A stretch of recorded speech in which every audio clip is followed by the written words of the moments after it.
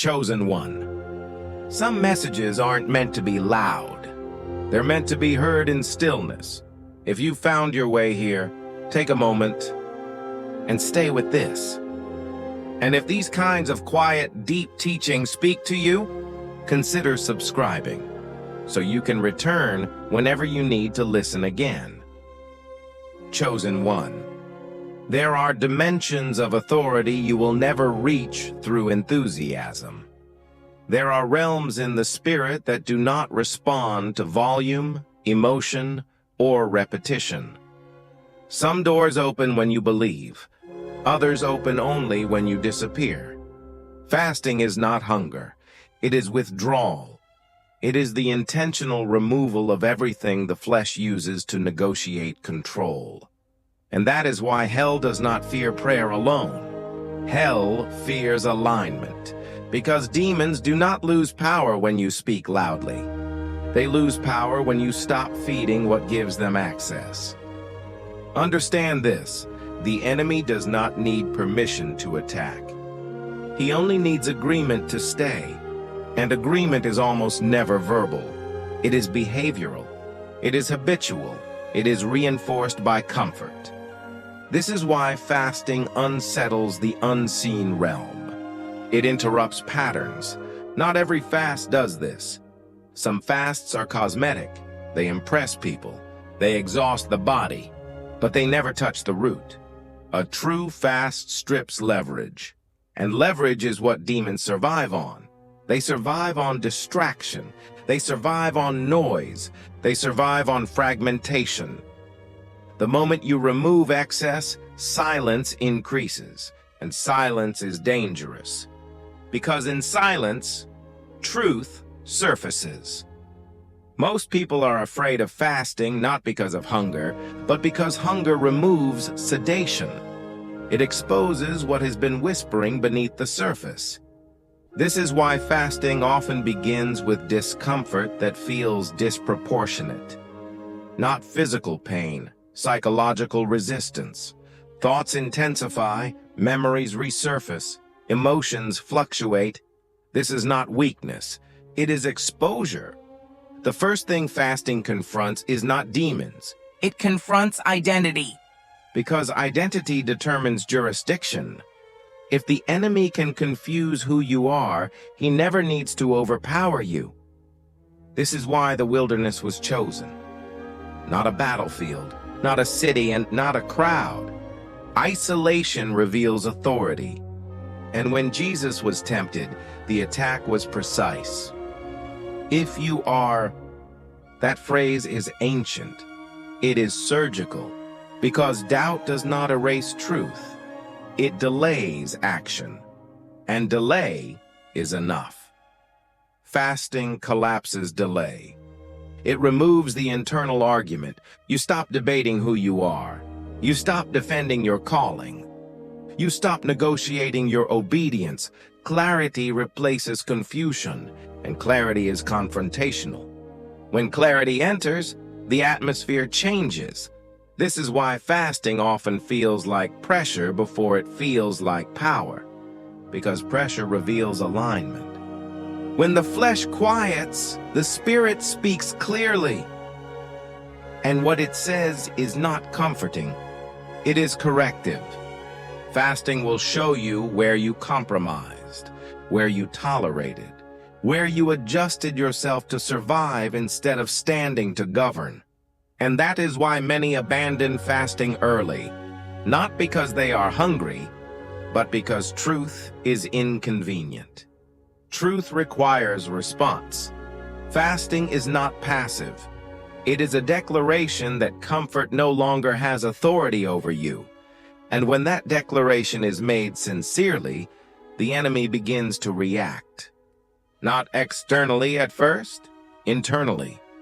Sleep disturbances, emotional agitation, unexpected resistance from familiar sources. This is not coincidence. This is recalibration. Because when alignment shifts, pressure redistributes. Fasting pulls power away from places it was never meant to stay. This is why cycles begin to weaken during real fasting. Not because circumstances change immediately, but because leverage dissolves. The enemy loses predictability. He can no longer anticipate your reactions. He can no longer manipulate through appetite, impulse, or fatigue. And that is when fasting becomes warfare. Not loud warfare, silent warfare. The kind that terrifies systems built on routine. Demons fear fasting not because it starves the body, but because it starves agreement. Agreement with fear, agreement with delay, agreement with self-doubt. When those agreements break, authority returns. And authority does not announce itself. It arrives quietly, decisively, irrevocably. This is where fasting transitions from discipline to dominion. Because once identity stabilizes, resistance becomes instinct. You stop striving, you stop explaining, you stop reacting, and hell notices. And when hell notices, it does not always respond with attack. Sometimes it responds with weight. This is where the chosen one begins to feel different from everyone else. Because alignment does not make life lighter, it makes it clearer. And clarity carries responsibility. This is where the Watchmen calling emerges, not announced, not celebrated, but imposed. You begin to notice what others ignore. You feel disturbance before it manifests. You sense shifts before language exists for them. And fasting sharpens this awareness until it becomes impossible to turn off. This is why chosen ones often feel tired in ways sleep does not fix. Because the exhaustion is not physical, it is perceptual. You are seeing more than you are meant to enjoy. The Watchman does not sleep deeply, not because they choose insomnia, but because their spirit remains alert even when the body rests. Fasting amplifies this. It thins the veil between what is happening and what is coming. This is not mystical exaggeration. It is responsibility. Scripture never romanticizes watchmen.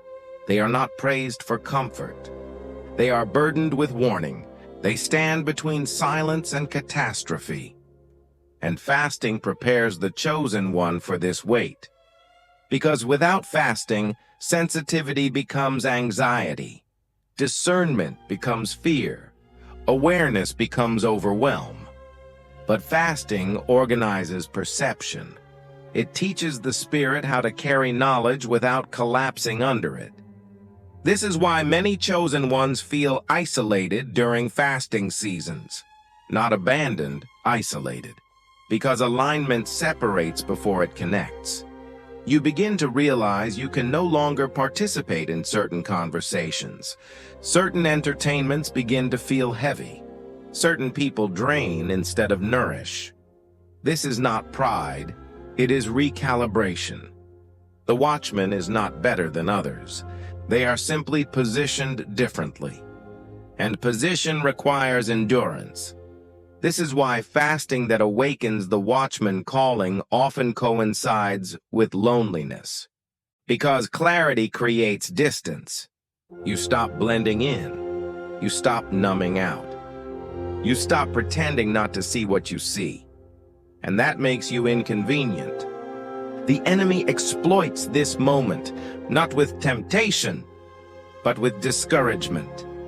He whispers that you are overthinking, that you are too intense, that you are isolating yourself unnecessarily. But fasting reveals the lie beneath the lie. You are not isolating, you are being set apart. And separation is not punishment. It is preparation. The Watchman is not meant to be surrounded. They are meant to be positioned. On walls, in gaps, at thresholds, fasting moves you into these spaces. And once there, endurance becomes the test. Because awareness without endurance leads to burnout. This is why fasting must be sustained, not sporadic. Not extreme for a moment, then abandoned, but measured, Intentional, long. Endurance fasting is not about suffering. It is about capacity. It increases how much truth you can hold without breaking, how much delay you can endure without losing faith, how much silence you can survive without doubting your calling. This is where many fall away. They receive clarity, then resent the cost. They see, then wish they could unsee. But fasting teaches you how to remain standing. It grounds revelation in obedience, because revelation without obedience creates arrogance, and arrogance collapses authority. The Watchman fasts not to feel powerful, but to remain faithful. Faithful when no one listens. Faithful when warnings are dismissed. Faithful when obedience produces no immediate reward. This is why fasting is not a shortcut. It is an apprenticeship. You learn patience without apathy, urgency without panic, authority without noise. And as endurance develops, something unsettling happens. You become less reactive, less surprised by darkness, less impressed by spectacle, less shaken by chaos. This terrifies the enemy, because panic is leverage, shock is leverage. Emotionally reactive believers are predictable. But a fasting watchman becomes steady, and steadiness is uncontrollable.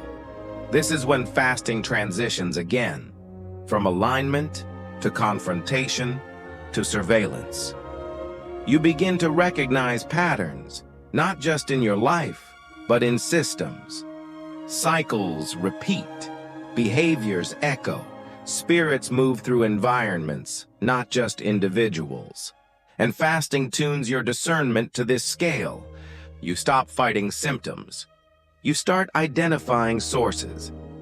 This is dangerous territory, because once you see sources, you cannot unsee them.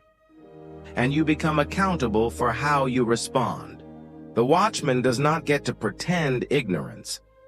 This is why fasting often precedes seasons of warning, not dramatic warnings. Quiet ones, internal checks, unexplained hesitations, sudden urgency to pray without knowing why. This is not imagination. It is assignment. And assignment requires stamina. Fasting trains you to hold tension without release.